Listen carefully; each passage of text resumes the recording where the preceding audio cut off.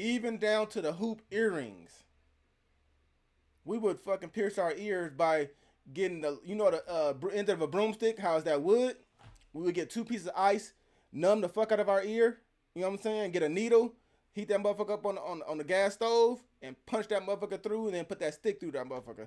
And then a week later, you know what I'm saying, put that 14 karat gold hoop earring in that motherfucker. But they brought, in the 1990s, they brought a whole new swag. So I could see how they was in the mall going crazy and girls giving them free shit because the boys was swagged out. I'm saying they ain't never seen no shit like that.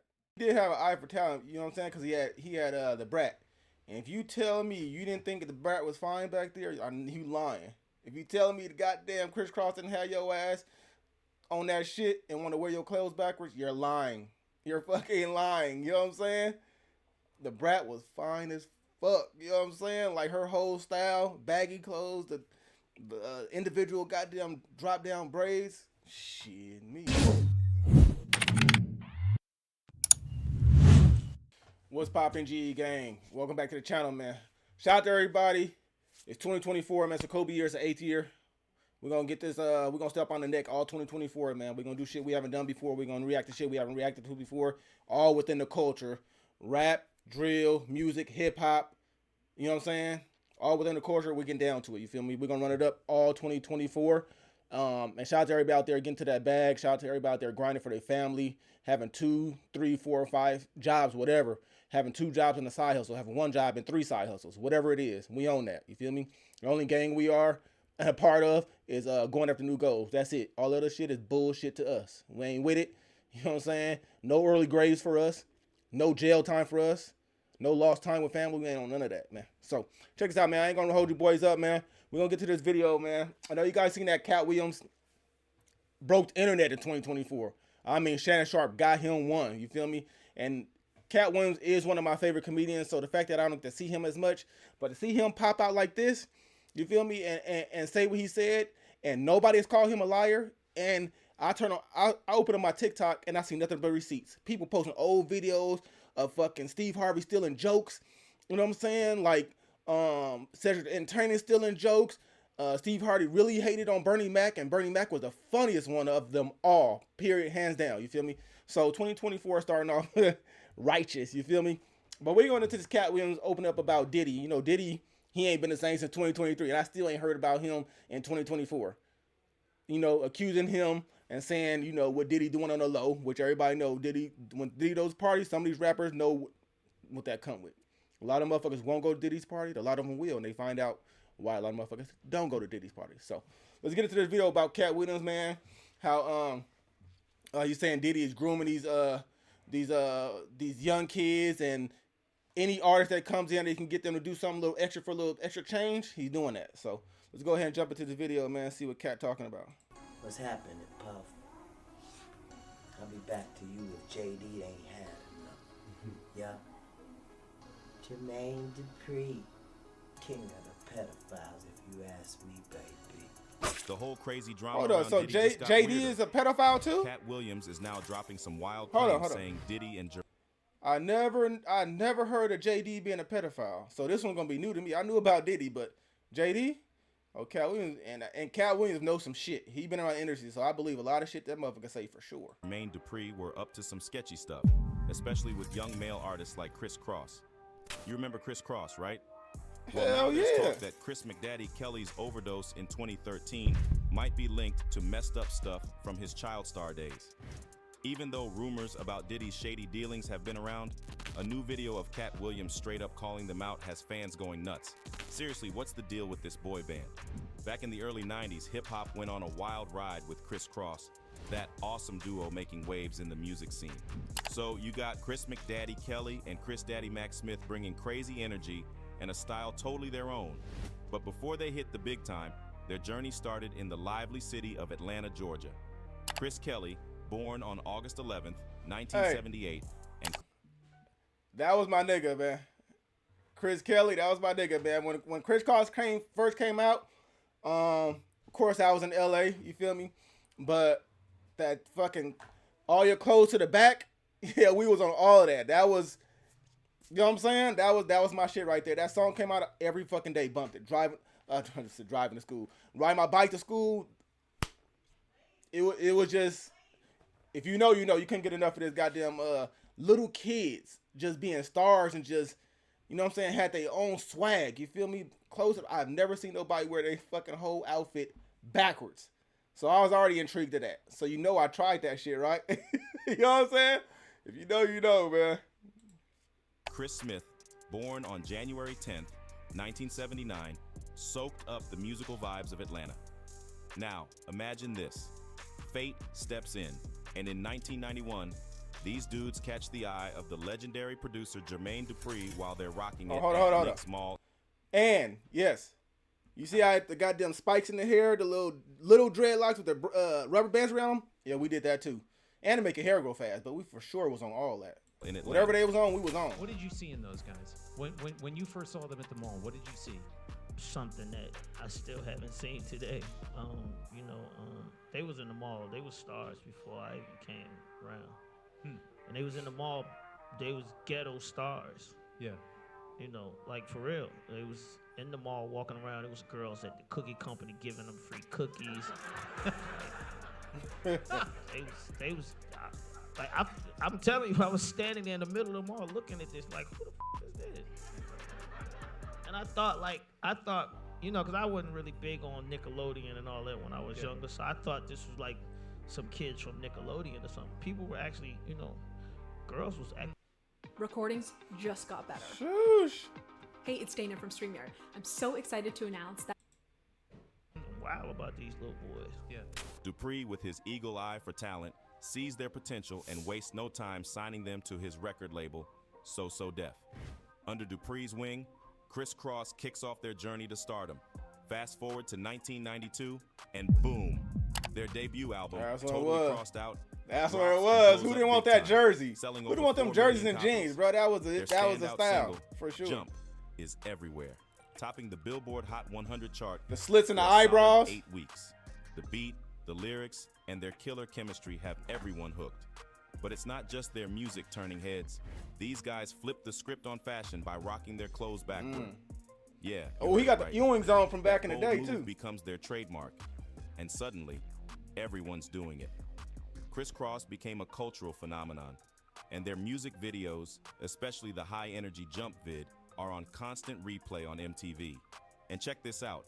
In 1992, at the peak of their fame, they hit the road with none other than the king of pop, Michael Jackson, on his European tour. That's crazy. Talk about a dream come true. Right. Sharing the stage with MJ solidifies their place in music history. But wait, there's more. They even dipped their toes into the gaming world with a video game called Kriss Kross Make My Video. Okay, it doesn't break sales records, but it shows how far their influence reaches. These guys aren't just music sensations. They become icons, inspiring a whole generation with their style and talent. Kriss Kross opens doors for other young artists and leaves its mark on 90s hip-hop. For sure. After the crazy success of Jump, even down to the hoop earrings. We would fucking pierce our ears by getting the, you know, the end of a broomstick, how is that wood? We would get 2 pieces of ice, numb the fuck out of our ear, you know what I'm saying? Get a needle, heat that motherfucker up on the gas stove, and punch that motherfucker through, and then put that stick through that motherfucker. And then a week later, you know what I'm saying, put that 14 karat gold hoop earring in that motherfucker. But they brought, in the 1990s, they brought a whole new swag. So I could see how they was in the mall going crazy and girls giving them free shit because the boys was swagged out. I'm saying they ain't never seen no shit like that. The world's hungry for more from Kriss Kross. This hit single not only rules the airwaves, but also makes history, staying on top of the Billboard Hot 100 for a whopping 8 weeks. In 1993, the duo won the favorite new rap hip-hop artist at the AMAs and completely changed the musical landscape. Hey, yo, first of all, we want to thank God for making all this happen. Next, we want to thank our fans, because we wouldn't be here today. We're selling 5 million records, too. Next, we want to thank our record label, Rough House, Columbia. Yo, check this out. First of all, I want to thank our man Jermaine Dupri, our producer, DJ Nab. Their infectious energy strikes a chord with fans of all ages, and suddenly Kriss Kross is a household name. And don't even get me started on their backward pants. That becomes a nationwide fashion craze. After their massive hit Jump, Kriss Kross is in the hot seat, facing the challenge of keeping the vibe alive and spicing up their sound while staying true to their unique sophomore style. shit. In '93, they dropped the bomb, literally, with their highly awaited second album, Da Bomb. This bad boy not only shows off their artistic growth, but also locks in their spot in the music game. Da Bomb snags a platinum certification, proving that Kriss Kross isn't a one-hit wonder, but a legit force in hip-hop. The album has bangers like All Right and I'm Real that keep the energy high and show off Kriss Kross's knack for creating tracks that stick with their fans. This success shouts loud and clear. Kriss Kross is here to stay. But as their music evolves, so does their look. They make a bold move by ditching their signature backward clothing style, marking a new chapter for the duo. They're all about showing off their growth as artists and breaking free from the old image. Now, not everyone was vibing with this change.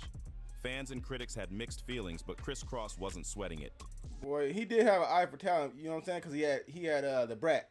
And if you tell me you didn't think the Brat was fine back there, you lying. If you tell me the goddamn Kriss Kross didn't have your ass on that shit and want to wear your clothes backwards, you're lying.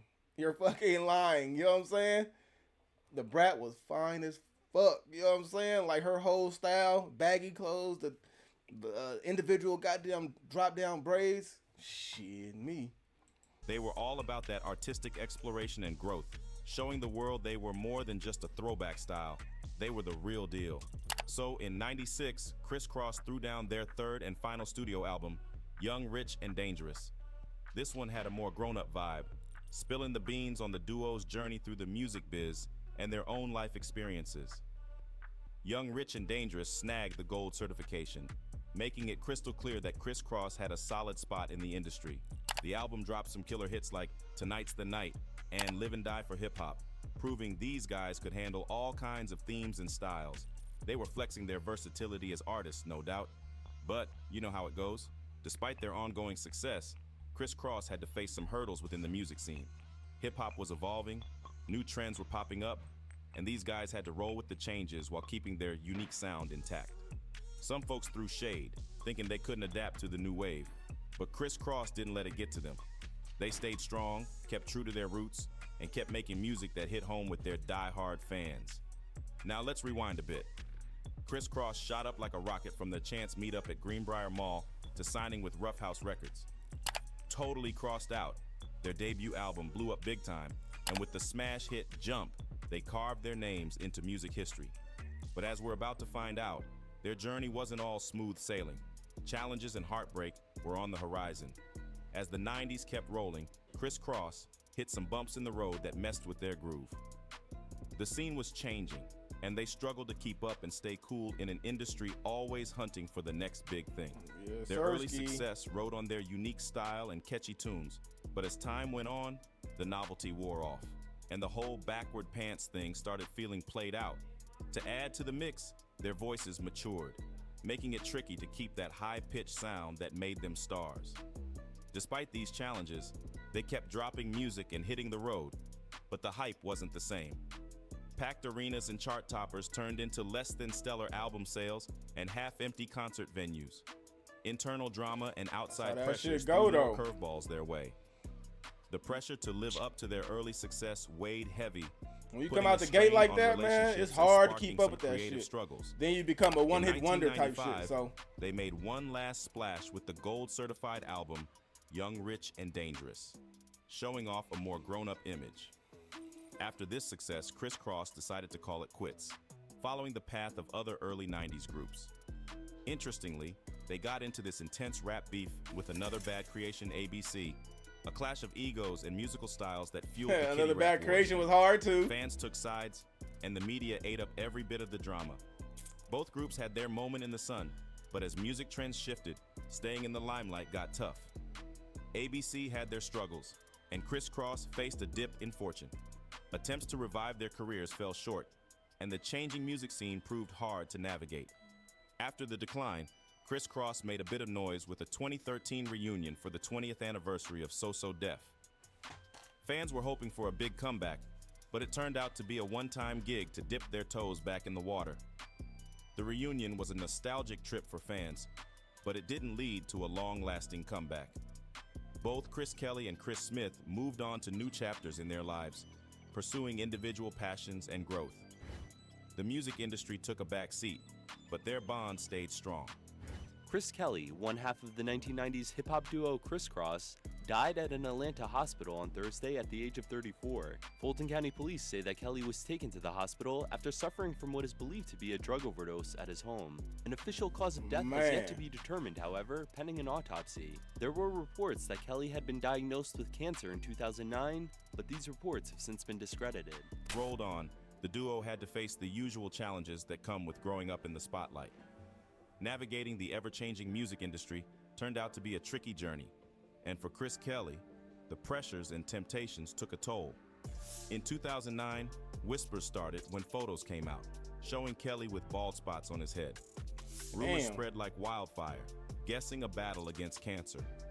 But Kelly set the record straight in an interview, revealing he suffered from alopecia, a condition causing hair loss. Oh, I mean, as far as with my health, Damn, there, motherfucker. Alopecia is fucking real, boy. I do not have cancer. I have a thing that you call alopecia where you lose your hair. But behind the glitz and glamour of Chris Kelly's rise with Kriss Kross, a darker battle was raging within. Kelly's success was overshadowed by a long and painful struggle with drug addiction, a battle that would tragically claim his life.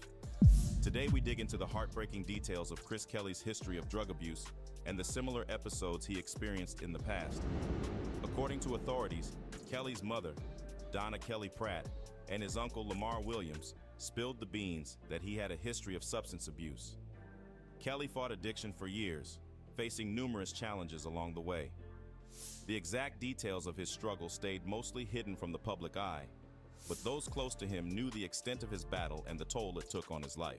Chris Kelly's addiction not only messed up his personal life, but also had a messed up impact on his career. The once promising rap star found it increasingly difficult to keep up his creative output and meet the expectations of his fans and the industry. The toll of addiction had its consequences on his physical and mental well-being, leading to a decline in his musical endeavors. The challenges and struggles Chris Kelly faced stand as a stark reminder of the dangers of substance abuse and the devastating consequences it can have on one's life. Despite his undeniable talent and early success, he couldn't break free from the grip of addiction, ultimately leading to his untimely demise. But there's sad news to report. Chris Kelly, one half of that duo, has died of a possible drug overdose at the age of only 34. Kelly and partner Chris Smith were discovered in 1991 by producer Jermaine. That's one thing about this industry, boy. It'll stress you out. You know what I'm saying? You gotta keep up with the times, and then when you come into in the stardom just like that at a young age, you feel me?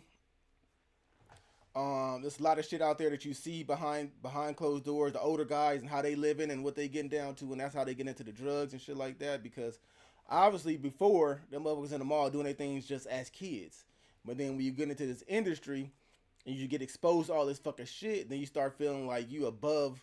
You know what I'm saying? You're above life, like you bigger than anything. So you get exposed to a lot of shit, and then some people can break free from it and some can't. You know what I'm saying? Some people fall and go deeper and deeper into a rabbit hole. And that's exactly what happened to my guy, Chris Kelly, man. I remember when I heard the news about that. Because I grew up listening to motherfuckers since 92. And I'm like, damn, one half of them gone? Like, bro. But that's why I don't want my kids around no goddamn industry type shit. I ain't pushing them on to go be no goddamn Disney goddamn stars. I don't want my sons to be no goddamn rappers. Fuck all that. You know what I'm saying? Like, it's a lot of shit that come with that. And as you know, Katt Williams' interview, all that shit to go behind back doors and what motherfuckers offering you for $1 million to some shit you wouldn't normally fucking do. Some motherfuckers take it, some don't. The events leading up to Chris Kelly's untimely death unfolded in tragedy and shock. According to the police report obtained by TMZ, Kelly's mother revealed that he had been mixing cocaine and heroin the night before his passing. This deadly combo proved fatal, abruptly ending the life of a talented artist on May 1st, 2013. Just hours before his death, a disturbing video popped up offering a glimpse into the troubled state of Chris Kelly. Shot in his Atlanta home, The footage shows Kriss struggling and in a fight for his life. Hours after the video was recorded, a distressing call was made from Kelly's home to 911. The caller reported that the rapper had passed out and was unresponsive. Medical professionals arrived, but their efforts to revive him were in vain. Kriss Kelly was pronounced dead at approximately 5 p.m., leaving the world in shock and mourning the loss of a talented artist. Jermaine Dupri, the man who discovered Kriss Kross and played a crucial role in their success, poured his heart out in an open letter to fans. He referred to Kriss Kelly as a son he never had, praising him as an artist, a career collaborator, and a dear friend. Devastated by the loss, Chris Smith also shared his heartfelt sentiments. He wrote about their friendship, the memories they shared, and expressed how deeply he would miss Kelly. The bond they formed as young boys had endured through the years, and now crazy. Smith was left to navigate a world. The bond they had and both their name name was Kriss. Crazy. This morning when I woke up, this peace came over me. Cause I know Kriss is in heaven with our Heavenly Father. The cause of You ever notice when somebody telling the truth, they always say he's crazy and all that shit, even when it comes to Kanye. But like, it really got on my nerves the other day when I seen fucking Kevin Hart say some shit and call Katt crazy, and it's like, bro, I watch his movies and some of his specials, but I really didn't think that Kevin Hart was that funny. You know what I'm saying? But now, nigga, you ain't funny at all, to be honest with you. Like, you ain't nobody call him a liar, but you gonna sit here and call him crazy because he sat up there and told the truth about you. Like, you wore a dress. One of the many that wore a dress just to get to that next level. You know what I'm saying? He's crazy? Probably not. You just ain't funny, sir. And I would love to see them get into a battle like Katt did with Steve Harvey, and Steve Harvey went back to goddamn comedy after because he destroyed him. Katt Williams will destroy Kevin Hart. You know what I'm saying? Kevin Hart really ain't funny. Even when he got a team behind him, he ain't funny. Katt Williams, I would love to see that. I would love to see that, man. But they always call them motherfuckers telling the truth crazy because that's the way you can get the internet to be on your side until motherfuckers start showing receipts and receipt videos coming across TikTok or Twitter or shit like that. So now you see they're displaying it on screen. Motherfucker was telling us the truth all these years ago. Now, motherfucker, with the interview, people was really opening their eyes to the shit. Surprisingly, Jermaine didn't respond or take legal action against the comedian, leaving fans You wondering can't when it's about the the truth truth behind the accusations. The plot thickened in 2018 when Bow Wow, also mentored by Jermaine, teased cryptic tweets that hinted at undisclosed secrets. With the recent spotlight on allegations against influential figures like Diddy, fans are now casting a skeptical eye on Jermaine and others in the industry. It's a tangled tale of rumors, unanswered questions, and a growing sense of skepticism surrounding the once glamorous world of mentorship in the music industry. I remember watching Puff at the Beverly Hills Hotel. I'm filming this, and it's a pool party that is ridiculous, man. And I look up and I see Dr. Ruth. I don't know if you know who that is. The sex lady. The sex lady. I see Dr. Ruth. I said, Miss Ruth, could you please come over here? This guy by the name of Sean P. Diddy Combs. I need you to come meet him. I need this for my camera. Dr. Ruth and Puff at the Beverly Hills Hotel pool, dancing, doing their thing, right? Now, if the mere mention of Puffy Flavor Camp doesn't send chills down your spine, the jaw-dropping stories shared by celebrities about their time in this camp will undoubtedly leave you in shock. One of the stars who lived through the Puffy Flavor experience was none other than Usher. From a tender age, Usher was groomed to become an R&B sensation. And in 2016, he spilled the beans to Howard Stern about the eye-opening year he spent living with Puff Daddy at just 14. Usher didn't hold back as he shared, "I got a chance to see some things." Here's one thing you need to do before buying anything online. Because Usher Don't been in the spend game another since he dime was on a Amazon child until you watch for this real. first. Watch the I went there to see the lifestyle, and I saw it during his first Stern Show interview. The revelations about what went down behind the scenes at Puffy Flavor Camp are enough to make anyone do a double take. It's a peek into the stark reality of the price of fame, as witnessed by a young Usher navigating the glitzy yet complex world of the music industry under the guidance of Puff Daddy. Now, let's unravel the fascinating saga of Usher's unique education in the infamous Puffy Flavor Camp. The story kicks off when a teenage Usher wowed music bigwig L.A. Reid with his musical prowess, earning himself a ticket to New York to live with none other than Puff Daddy during the peak of Bad Boy Records. Usher spilled the tea, saying, "In order to experience what it meant to really make it big in music, it was pretty wild. It was crazy," as he shared the stage with hip-hop heavyweights like Notorious Big, Lil' Kim, Faith Evans, Mary J. Blige, and Craig Mack, a constant presence at Puffy's house. Usher humorously recalled being the little brother affectionately called Baby Boo by the crew. When Howard Stern probed about any rules for the young Usher living with Puff Daddy, the surprising revelation came. Diddy wasn't the disciplinarian type. "He was letting me be a young man," Usher spilled. Even without traditional schooling, Usher had a tutor and just enough cash to toe the line without getting into too much trouble. When it came time for Usher's debut album, Diddy took on the role of producer. However, after the album didn't meet commercial expectations, Puff Daddy distanced himself from Usher's second album, My Way, which went platinum 6 times in the late 90s. As if that isn't enough to digest, Gene Deal's recent bombshell about his ex-boss takes the shock factor up a notch. In a resurfaced clip, Deal alleges that Diddy's intentions with the popular all-female group Danity Kane weren't entirely pure. According to Deal, Diddy allegedly declared in a studio session that he planned to get them hooked on substances and then, in his own words, pee them out. The revelations add another layer of complexity to the already intricate world of Puffy Flavor Camp, showcasing the darker side. Man, y'all think P. Diddy gonna be able to come back from this shit, bro?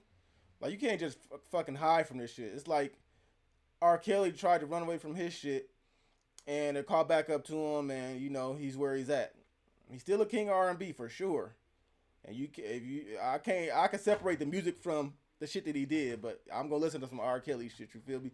But I don't know if Diddy gonna be able to. It's just nothing you can say, bro. Like, too many goddamn receipts, and especially with the Cassie shit. You know what I'm saying? A video of her hiding under the covers.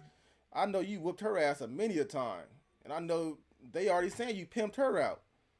You just one of them weird old niggas, bro. That I never knew who he was. And it's crazy. You can't never look at somebody the same once it come out like this, bro. You might as well stay in the dark. Behind the scenes of the music industry, it appears that Diddy is facing more heat for allegedly exploiting young stars, and another celeb shedding light on the matter is Cassie Ventura, who has taken legal action against the rapper.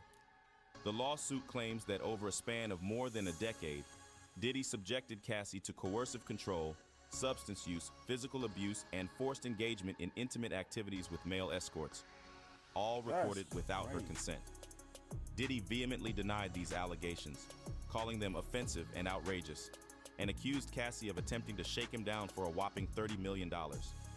The legal documents delve into disturbing incidents known as because you paid that motherfucker the next motherfucking day, sir. You did everything she said. In one episode from March 2016, Diddy allegedly physically abused her, resulting in a black eye.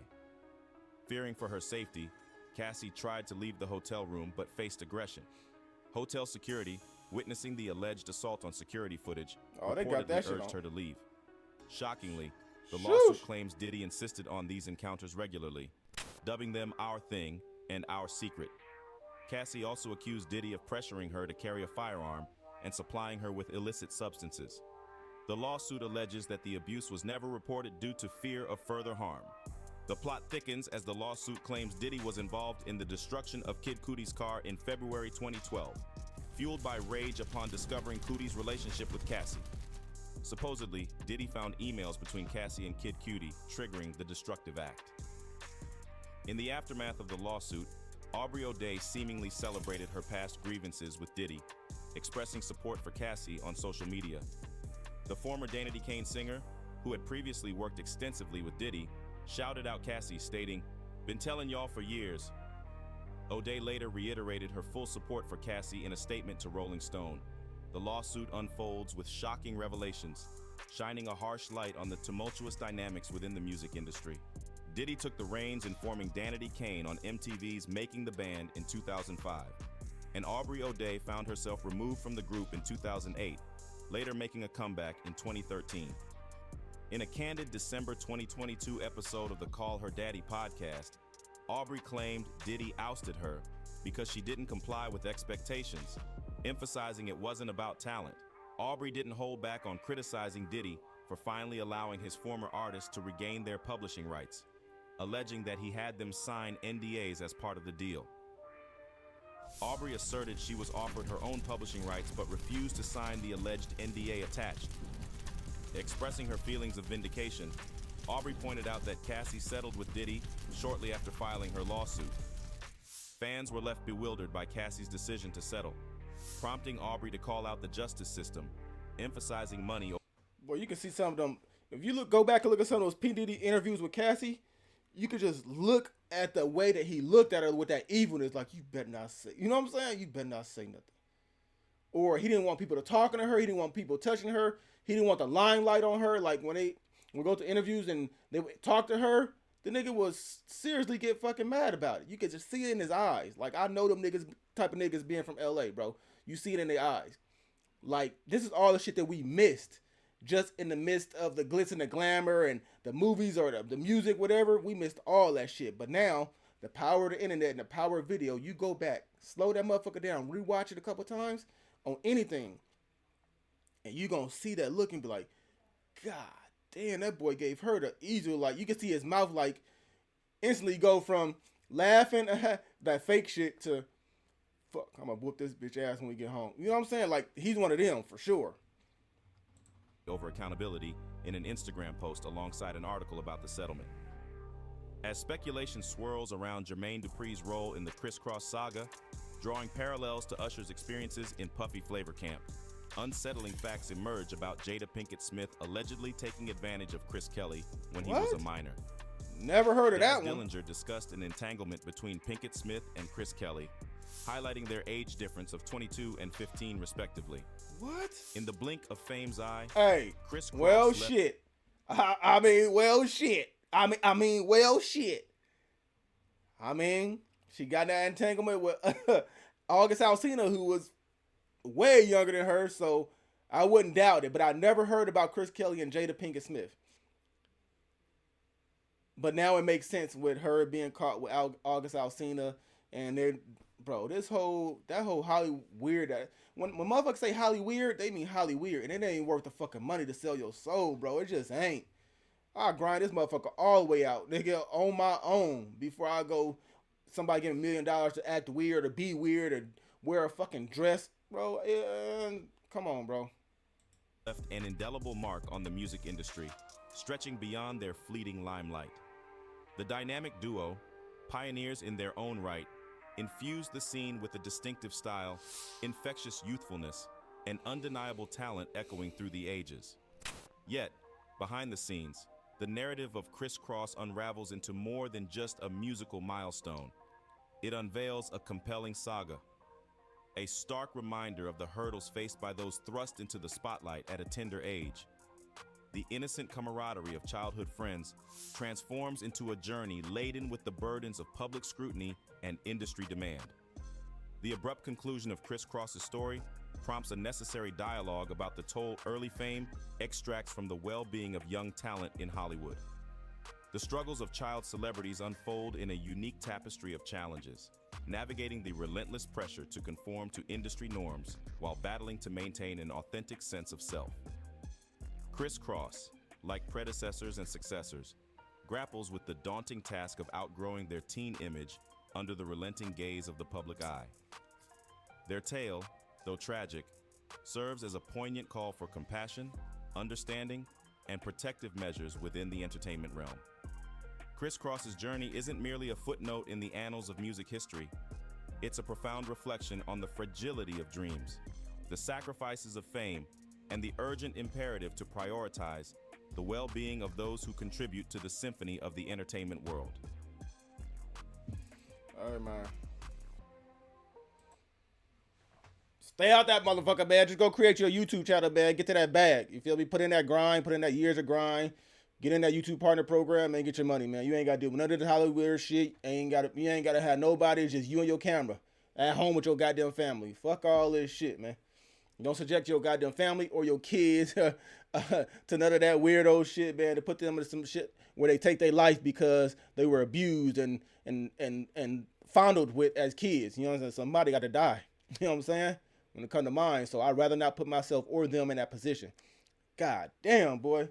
Motherfuckers is weird. So stay tuned, man. More shit gonna be coming out. This is 2024. This motherfucker starting out with a banger. You feel me? So Katt Williams opened up a goddamn portal to some fucking bullshit. Now the receipts are starting to flow, and now people are believing them. He was saying this shit 12 and 13 years ago. You feel me? And I'm here for it because I don't want to support no motherfucking weirdos. You know what I'm saying? I just don't. I don't support the real. Man, we don't gang. We part of that gang. Going after new goals, man. It's your boy Fuushnicka, man. Shout out to everybody. Drop it in the comments. Let me know what you think about this video. Let me know what you think about this whole situation, that Katt Williams interview. I think that motherfucker got 18 million views already in like 3 days. Let me know what you guys think about this Hollywood shit, the culture of hip hop. You know what I'm saying? Like the shit that Diddy be on, like you make it so fucking big. You wanna touch kids and touch men and like, bro, I don't even know, bro. It's just crazy to see. You think because you see somebody the same color as you that they think like you when they just on some other shit, but they really be on some other shit. You know what I'm saying? So I'm gonna catch you guys in the next video. Man, it's your boy Fuushnicka, man. We out this bitch gone. Yeah.